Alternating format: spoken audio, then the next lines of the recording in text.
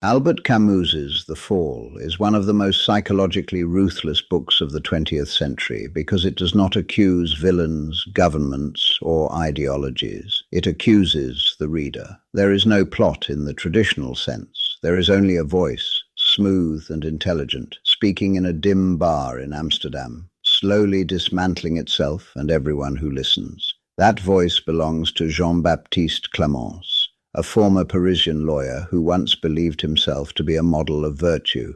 Clamence had everything modern morality promises. He was successful, admired, and convinced of his own goodness. He defended the weak, smiled kindly at strangers, and enjoyed the reputation of being generous and just. But beneath this image was something hollow. His virtue was not rooted in sacrifice or humility. It was rooted in pleasure. He enjoyed being seen as good. He enjoyed feeling superior. Camus uses Clamence to expose one of the great illusions of modern moral life, that goodness is something we possess rather than something we risk. Clamence did not help others because they mattered to him. He helped them because it made him feel important. His morality was a mirror. The collapse of this illusion begins with a single devastating moment. One night, crossing a bridge in Paris, Clamence hears a woman pass him. Moments later, he hears a body hit the water. She has jumped into the river. He stops, he listens, and then he walks away. No one ever knows what he did. There is no investigation. No accusation, no punishment, and yet this moment destroys him. It reveals that when confronted with real, irreversible suffering, his cultivated virtue evaporated. He chose his own safety over another human being's life. What haunts Clamence is not simply guilt, it is exposure. He sees that his moral identity was a performance. He was not good, he was admired. He was not just, he was comfortable. When goodness demanded risk, he failed. This is where The Fall becomes a book about modern conscience. In a world without God, people still want to believe they are moral. But without absolute standards, morality becomes something to be displayed. We do good to be seen doing good. We care because caring earns approval. We speak of justice because justice gives us status. Clamence's shame is not that he was weak, it is that he was ordinary. Camus believed that this is the true tragedy of moral life in a secular world. People want to be virtuous, but they do not want to be vulnerable. They want the image of goodness without the cost of it. After the bridge, Clamence begins to see the world differently. Laughter sounds like mockery. Smiles feel like accusations. He feels judged everywhere, not by people, but by his own memory. The woman's splash echoes in his mind.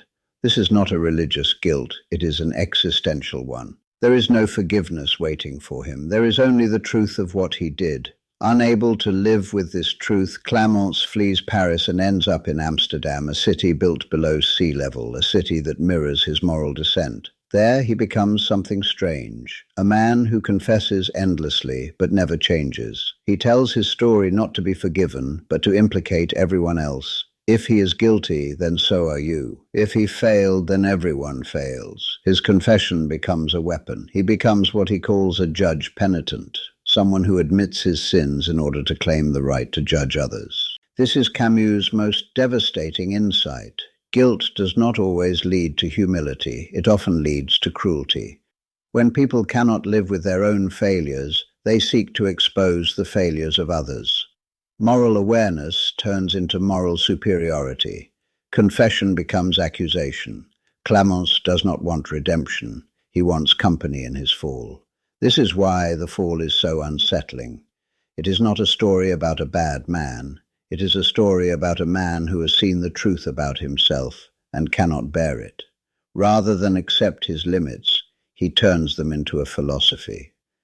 Camus believed that modern society was full of Clamence, people who speak endlessly about guilt, injustice, and moral failure, but rarely risk themselves for anyone else.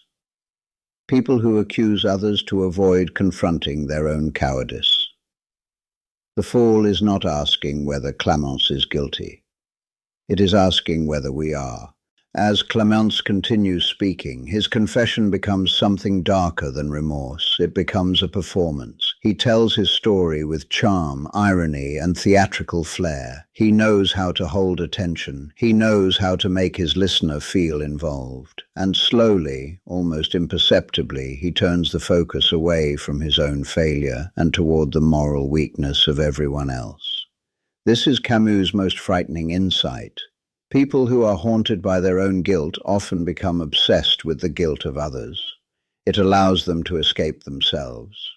Clamence does not want to be alone in his shame. He wants a world where no one is innocent. He speaks of judges, courts, and moral authority with bitter humor.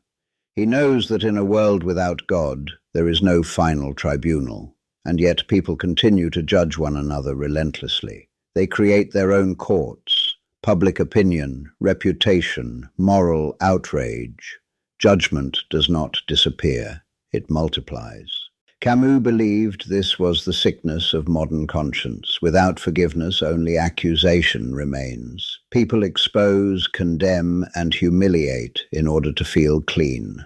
Clamence understands this instinct and exploits it. He admits his own corruption not to become better, but to gain power. By confessing, he claims honesty. By claiming honesty, he claims superiority. He becomes morally untouchable because he has already accused himself. This is the psychology of hypocrisy. Camus is not suggesting that self-criticism is bad. He is showing how it becomes poisonous when it is used to avoid change. Clamence never tries to save anyone. He never risks anything. He only talks. This is why Camus distrusted moral discourse that is disconnected from action. Words without risk are empty. Confession without responsibility is theater. Clamence fills the bar with stories of injustice, corruption, and human weakness. He makes everything sound equally rotten. In such a world, no one has the right to demand anything better. Everyone is compromised. This is the final escape from responsibility. Camus believed that modern cynicism often wears the mask of realism. People claim to see through all illusions, all hypocrisy, all moral pretensions. But this vision, when pushed far enough, leads to paralysis. If everyone is guilty, then nothing can be done. Clamence lives inside this paralysis. He is brilliant, but he is sterile.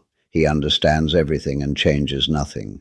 This is the fall Camus is describing, not the fall from innocence, but the fall from moral courage.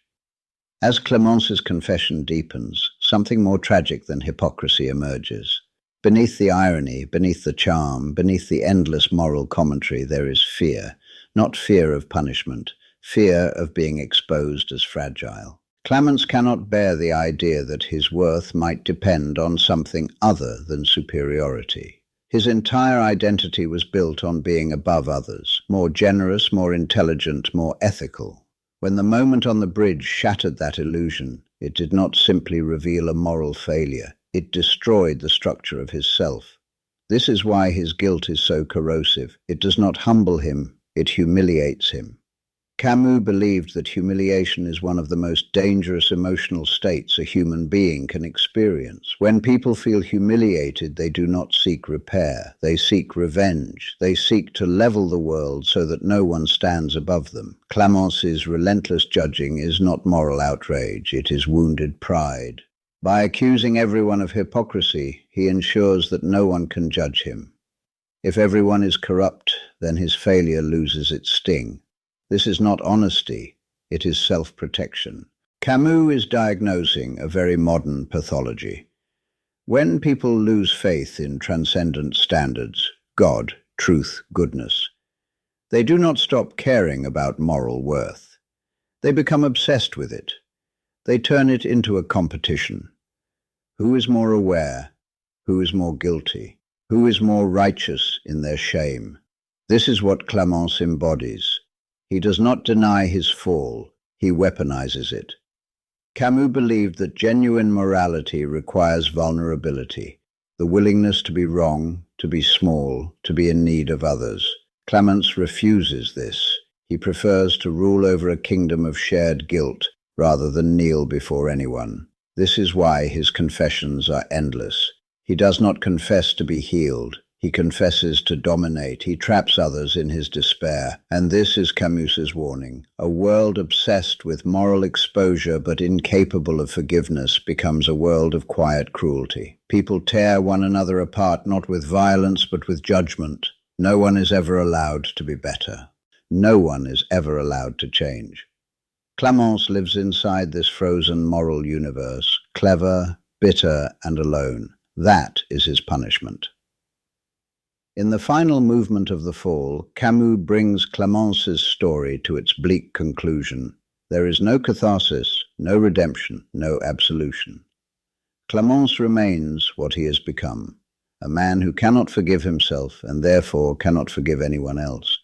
He has turned his failure into a worldview. Camus believed that this was one of the deepest dangers of modern morality. When people are cut off from grace, from the possibility of forgiveness that does not have to be earned, they either collapse into despair or rise into judgment. Clamence chooses judgment. By declaring everyone guilty, he ensures that no one can claim moral authority over him. But this comes at a terrible cost. A world where no one is innocent is also a world where no one can be saved. This is the ultimate tragedy of Clamence. He is not evil. He is trapped. Camus does not offer him escape because Camus did not believe in metaphysical escape, but he does offer a warning. A society that turns guilt into spectacle and judgment into identity will become emotionally brutal. People will compete in exposure. They will perform their shame. They will destroy one another in the name of honesty. Camus saw this as a corruption of morality itself. True moral life, he believed, is quiet, it is humble, it does not seek applause, it does not seek domination, it risks itself for others. Clamence could not risk himself, so he fell, and Camus leaves us with a question that has lost none of its power. In a world without God, without final judgment, and without guaranteed meaning, will we choose humility, or will we choose to judge? Camus did not write The Fall to offer a solution. He wrote it to force a recognition. Clamence is not meant to be despised. He is meant to be recognized. His bitterness, his irony, his moral exhaustion. These are the shadows of a conscience that has lost its footing. Camus believed that modern humanity lives in a state of permanent moral tension. We know too much about suffering to be innocent, and too little about forgiveness to be at peace. We are caught between awareness and helplessness. Clamence's tragedy is that he mistakes awareness for virtue. He knows he is flawed. He knows the world is unjust. He knows that moral purity is an illusion. But instead of letting this knowledge soften him, it hardens him. He turns it into a reason to stop trying. Camus is warning us here. To see clearly is not enough. Lucidity without compassion becomes cruelty. This is why Camus refused both nihilism and moral absolutism. Nihilism says nothing matters. Absolutism says only one thing matters. Both destroy human dignity. Clamence lives in the ruins between them. He does not believe in goodness, but he believes passionately in guilt. And guilt without hope is a prison. Camus believed that the only way out of this prison was not through judgment, but through solidarity. To recognize that everyone is flawed and yet still worthy of care. This is not sentimental. It is difficult. It requires that we resist the pleasure of moral superiority. Clamence could not do this, so he chose a world in which everyone is condemned. Camus asks us to choose differently. Camus ends The Fall not with an answer, but with a mirror. Clamence's voice never breaks. His irony never fades. He continues to speak, to confess, to accuse. He will go on doing so forever. That is his punishment. He is trapped inside his own awareness. There is no hell waiting for him. He is already in it. Camus believed that hell, in a modern secular world, is not fire and torture. It is the inability to forgive oneself or others. It is the endless circulation of blame without healing. Clamence represents a form of moral despair that Camus saw spreading across the 20th century. People had lost faith in God. They had seen the horrors of ideology. They no longer trusted grand narratives, but they still wanted to feel morally significant, so they turned to judgment. They exposed hypocrisy. They hunted guilt. They tore down reputations. They performed their own shame, but they did not become more humane. They became more bitter.